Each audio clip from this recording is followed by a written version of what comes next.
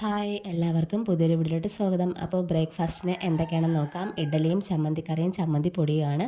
അപ്പോൾ ഇതൊക്കെ വിരവിയൊന്ന് കഴിക്കുമ്പോൾ ഒരു പ്രത്യേക ടേസ്റ്റാണ് കേട്ടോ.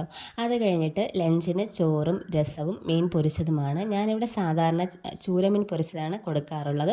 കാരണം അതിൽ മുള്ളൊന്നും അധികം ഇല്ലല്ലോ. അങ്ങനെ അത് കഴിഞ്ഞതിന് ശേഷം ചെറുപയർ തോരൻ മതിയെന്ന് പറഞ്ഞു. അങ്ങനെ അതാകുമ്പോൾ നമുക്ക് സിമ്പിളാണ്.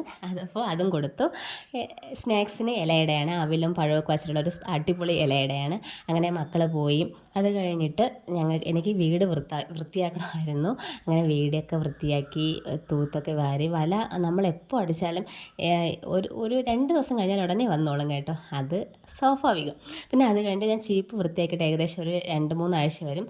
ഞാനിത് ഷാമ്പൂ ഇട്ട വെള്ളത്തിൽ ചീപ്പ് മുക്കി വെച്ചതിന് ശേഷം നമ്മൾ യൂസ് ചെയ്യാത്ത ബ്രഷ് കൊണ്ട് നല്ലോണം അതിൻ്റെ അഴുക്കൊക്കെ ഒന്ന് കഴുകുക. അതിനുശേഷം ചൂടുവെള്ളത്തിൽ ഒരു 5 മിനിറ്റ് വെച്ചതിന് ശേഷം വെയിലത്തിട്ട് ഉണക്കുക. അപ്പോൾ ഈ വീഡിയോ ഇഷ്ടമായാൽ ലൈക്ക് ചെയ്യണം, സബ്സ്ക്രൈബ് ചെയ്യാനും മറക്കല്ലേ. Tata bye bye.